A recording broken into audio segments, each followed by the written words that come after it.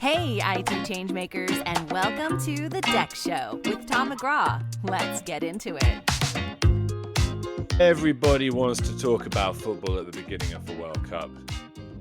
Less so towards the end, less so when you get to the quarterfinals, the semi-finals, the final. But you're going to have to put up with one last conversation, I fear, about football. Because on today's show, not only do you have an English host, but you have an English guest appearing for the second time this year, Scott Pope, Director of Value Advisory Customer Outcomes Department here at Nexthink. How are you doing, Scott? Welcome back to the show. Thanks for having me, Tom. Very good, thank you. Very good. It's good to be English at the moment, right? It's good to be an English Arsenal fan at the time of writing. Correct. We Correct.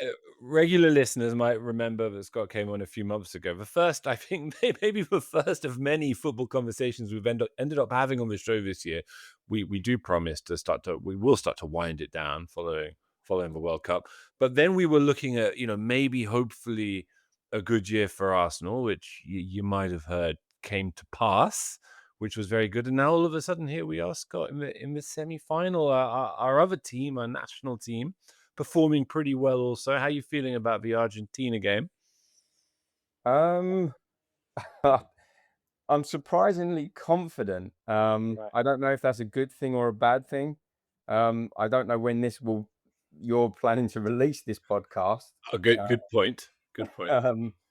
But yeah, hopefully by the time it's released, we are into the final. Yeah. Okay, so to be specific, this podcast is going out today. The final is tomorrow. Plenty of people will tune in after that, and you will either be chuckling to yourselves, Yeah. or you will be thinking, oh, it all went so well for them. But I mean, Scott, you're about as old as me. You probably remember the France 98, was it? I do, yeah. The Beckham sending off. Yeah, I do remember that. Yeah, very, very well. Very, very well. Very, very well. What a fixture it always is, though. England, Argentina. Couldn't get much more exciting. Yeah, and it's been a while, right? It's been a while since we last played them. I'm surprisingly confident. I don't know if, as I said, is that good or bad? I think I think we will need to play better than we did against Norway. Yes. But I do think that they are beatable. Would you rather have? I don't know who is like the second best player in Argentina's squad. Like you got Messi. Who do you think the number 2 is? Like Probably Alvarez. Would you rather have Messi and Alvarez or Kane and Bellingham? That's a tough question. It's kind of cool, but it's a difficult question, right? Yeah. Alongside Messi is obviously coming towards the end of his career now, so I think I would have to say Kane and Bellingham. Fair play. Well, we will put that to the test. And moving on from football, okay, we don't want to lose every listener who's not a football fan or not an English, Arsenal supporter, football fan, supporting football fan. But Scott, how have you been? How's life? How's work? Very, very good, thanks. Very good. Yeah, very busy, which I think is very good. You should never complain about being busy. Agreed. And yeah, like things are good. The sun's shining in the UK, right? So what's not to like? What's not to like? And look, you're not the only person who's done this, right? But just to break the fourth wall a bit, first appearance on the show, everyone's very enthusiastic. Second appearance, it can be difficult to pin people down. It's a difficult second album syndrome, they call it. Everyone's got one podcast appearance in them, but do they have two, Scott? Do they have two? I'm always happy to come and talk with you, Tom. All right. You weren't avoiding us. Okay. No, definitely not. Glad to hear it, Scott. Glad to hear it. So since you came on, one of the most notable events in Dex was, of course, the latest Magic Quadrant release. Yeah. We had a great catch up with Andrew Robertson about that more generally. But one of the things that stood out to you, Scott, about the MQ this time around was how much kind of hardware, so to speak, or hardware adjacent thinking and reflection was really at the fore in the report. We'll go into that in a bit more detail shortly, but the essence of our series together when you come on is that we kind of focus a bit on DEXOps more generally, right? Um, where do you see the most significant touch points today between DEXOps and hardware per se? Yeah, I mean, I think when we talk about DEXOps is a change in the way that you operate, and it's the operationalization of the DEX function, shifting sort of typical end user compute teams into sort of DEX operations center. And when we think about hardware, what DEX enables you to do is change the way that you manage hardware. So typically organizations would manage hardware on like a 3 or 4 year refresh cycle, right? Every 4 years, Tom, you get given a nice new shiny laptop. What we're seeing is that model change with the DEXOps landscape, is that organizations are utilizing the DEX team to shift to more of a performance-based refresh cycle. Only replace the device if there's a requirement to, based on the DEX data. And I think that's what we're seeing across the DEX landscape, is that DEXOps teams are having a big impact there, not only across the digital workplace, but now with what we're seeing in the market outside of that, with procurement teams and even sort of C-suite, right? Because of the hardware prices increasing, we're seeing these conversations get elevated up the chain. What about you, Scott? When was the last time you got a new laptop? Um, quite recently, actually. Oh, really? After how long? After how long? Don't tell anybody. Don't tell anybody. Don't tell. It's our secret, mate. It's how long have you gone with that one? Well, since I started, actually. So yeah, it was around 4 years. Yeah, 4 years. Don't know if that illustrates our point or not. Really, they send me packing. Maybe I'm being a bit too honest there. To balance out, last time I knocked on the door, they said, "You're absolutely fine on your bike." I said, "All right, yeah, you're more or less right there." Okay, so it does feel fair to say that like hardware, as I mentioned, it recurred across VMQ in a few sort of strategic places. Yeah. Let's kind of move through some of those and just get your reaction to them as it relates to VMQ, or tangentially to that operationalization layer that you alluded to. Now, device lifecycle management, as you say, it's an area which is changing fast, and it's an area which is used often to justify a lot of DEX projects today, right? Here's a question for you, right? Do you see that as like just a simple, useful, positive thing? Or do you think sometimes we distract leadership, say, by focusing on this element, this kind of clean ROI aspect of DEX, and obscure the deeper strategic function that we want everybody to be orientated around with regards to it?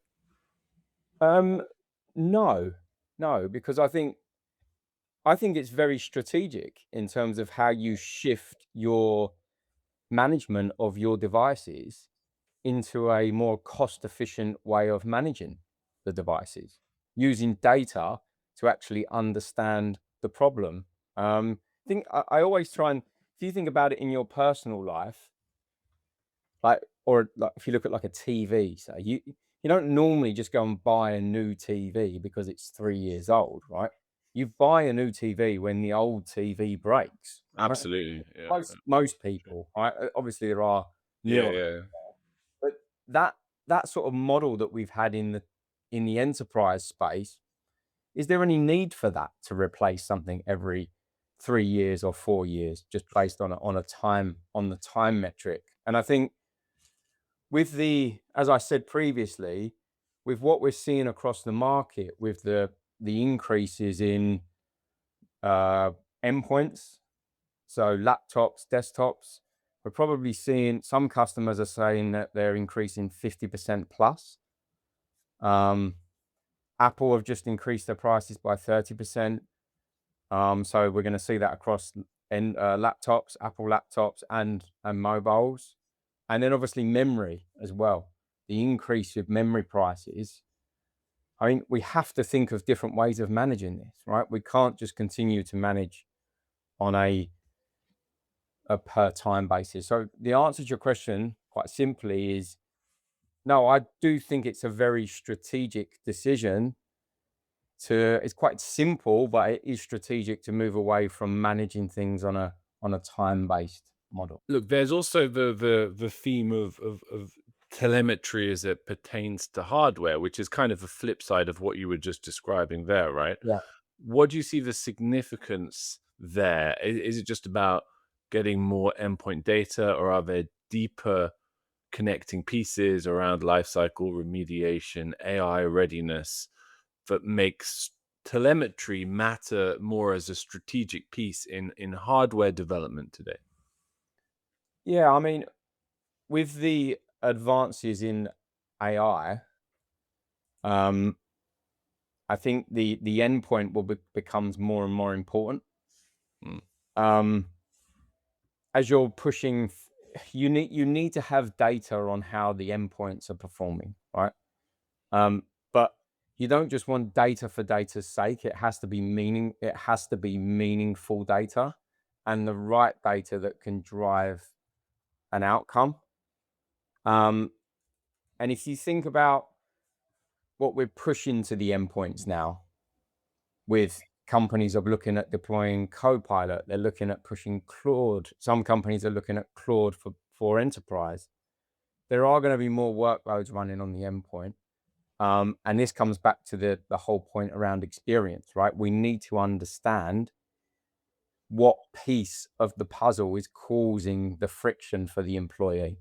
Right? Mm-hmm. Whether it's just is it the hardware, or is it actually the application or the network, as an example, that the employee is using? So I think you need to have data, but it needs to be the right data, and it needs to be surfaced in the right way. I think we always look at it as insights is the way that we position that in the Nexthink platform. It's providing insights on how you take the right path forward. And more generally, what do you see the impact of AI on hardware preoccupations as being needs and priorities, I guess, is a better way of putting that. Yeah, I mean, I read something the other day that like the sort of the low end of the market, the hardware market, I think it was under £700. That end of the market will disappear over the next, I think it was like a couple of years. So I think the impact will be that hardware will become more expensive, right? And continue to rise because there's more and more demand for the chips, for the memory. And not just at the workplace layer as well. Obviously, we see that you're going to see that more at the infrastructure layer as well. That's a really good point. Something we've covered on the show recently is the way device experience is really escaping just the PC or whatnot. You know, Dex is now increasingly touching mobile, virtual desktops, thin clients, conference room systems, printers, an entire kind of shared workplace infrastructure. We had a guest on recently refer to it as total Dex. What do you think of that concept? Where do you see this direction of travel as going? Yeah, I mean, I like the term. I know I've heard Pedro use that term before. For me, total Dex is sort of everything that the employee touches, right?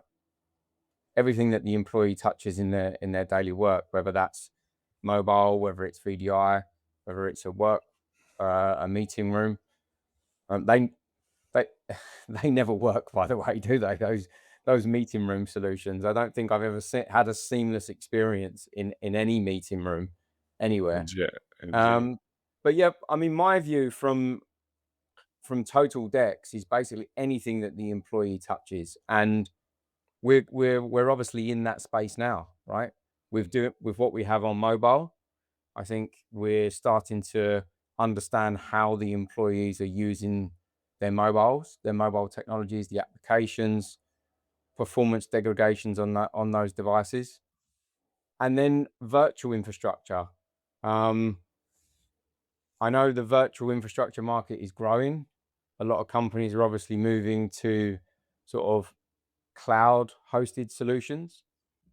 And we want to have a seamless, the experience for the employee should be the same, whether they're working on a Windows device in the office or they're using a virtual PC in the cloud. That experience should be seamless for the employee and based on their persona in terms of how they work and operate. So I think from a total DEX perspective, the expectation, it's driven by the expectation of the employee more than anything. I'm bringing that back to the sort of DEXOps macro topics, Scott. Where do you think, what is the role that DEXOps plays in ensuring that vision of total DEX is fully realized? I think it comes from having the data across all of these different systems. So they need to have the data, and then obviously that data needs to provide the right insights or outcomes for the DEXOps team. If they know that there's degradation or the experience is degraded on the virtual side of the house, then obviously that's where they need to put the teams obviously need to put their focus and understand what the problems are and use that data to diagnose and improve experience. So from my perspective, the DEXOps team becomes critical to making sure that all of the different pieces of the puzzle and the technology stacks integrate and work seamlessly across the organization's landscape. What do you think in terms of, you just laid out, coming back to hardware for a moment, just to round things off, Scott, you just laid out a very compelling case about the future and the necessity of more sophisticated hardware refresh programs.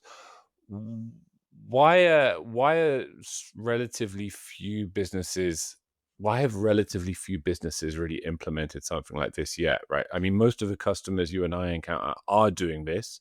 It's a very, people who are future facing with their attitude and approach to DEX. It's often one of the first projects that they implement because they see the opportunities. What's holding others back from doing it, do you think, or even from approaching it kind of almost mentally as a thing that they can do and should look into doing? I think there's like a force of habit there, right? It's Yeah. just how it's been. We've always done it this way. One other thing I have come across, and I think this is changing, is that companies would set out sort of capital expenditure for hardware, right? So it almost had to be spent. I've worked with some companies where they've said, well, Totally. we have that money to spend. We sort of have to spend Otherwise that. you get taken off you Yeah, next year, right? Yeah, yeah, yeah. otherwise we don't get it. Yeah, So yeah. so I do think the big shift at the moment, what we're seeing is that obviously the prices are increasing drastically, right? So there's everybody looking at this and saying, well, hang on a minute, my hardware prices are going to increase by, I don't know, 50%, maybe more. How do we, how do we manage this going forward? And I think that's the big turning point now, is that companies are looking at this and saying, well, we could end up doubling our hardware spend. We're already spending X amount of million on this. We're going to double our hardware spend. This is unexpected. We can't continue to manage things like this. And that's where I think we're seeing the big demand. It's a really interesting point. And indeed, another factor that I meant to ask you about today was sustainability, right? Yeah.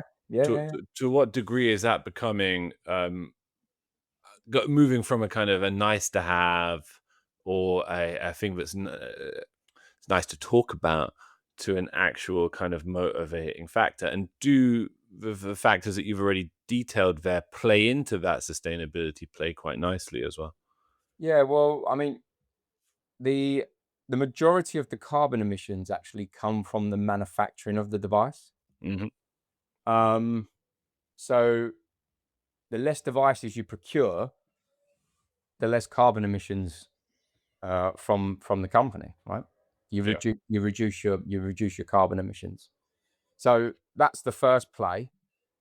The better management of the devices, once the devices are in your environment, we are seeing a lot of customers utilize sort of power management plans and, looking at performance metrics to reduce the carbon and measure the carbon emissions of the devices.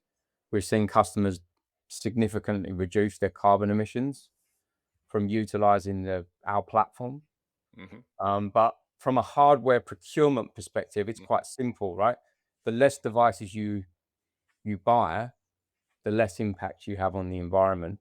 We have seen in the past as well, customers shifting to procuring refurbished devices as well, which is quite interesting. That was about 1.5 years, 2 years ago. We might see that come round again, right? With the increase in hardware prices, customers buying refurbished devices to reduce costs, but also then they can offset the carbon, right? Because there's less emissions there. So that could be something that comes back around. I don't know. We might see that. And do you think there's a real do you think the level of kind of commitment among customers has changed that you're encountering with regards to sustainability across the last 3 years, or is it a fashion which is waning a little? I think it depends what market you're in, like where you are, what region of the world. But I saw it a lot more probably 1 to 2 years ago than I am seeing it now, if I'm perfectly honest with you. I think customers still want to talk about it. They put it into the value proposition or the business case. It is in a lot of business cases, but I wouldn't say it's sort of a deciding factor. It also depends on the industry and the sector as well. But yeah. Super stuff, Scott. Good insights. Before you go, let's have a prediction. People will either laugh at us. I'll do one too, Scott. All right, I will give one too. I haven't thought about it yet. So, but you're the one who's optimistic about, and by prediction, I of course mean relating to Wednesday night's football match. Go on. My prediction. Yeah. I do think Argentina will score. You reckon? Yeah, I reckon they will. I think 3-1 England. 3-1.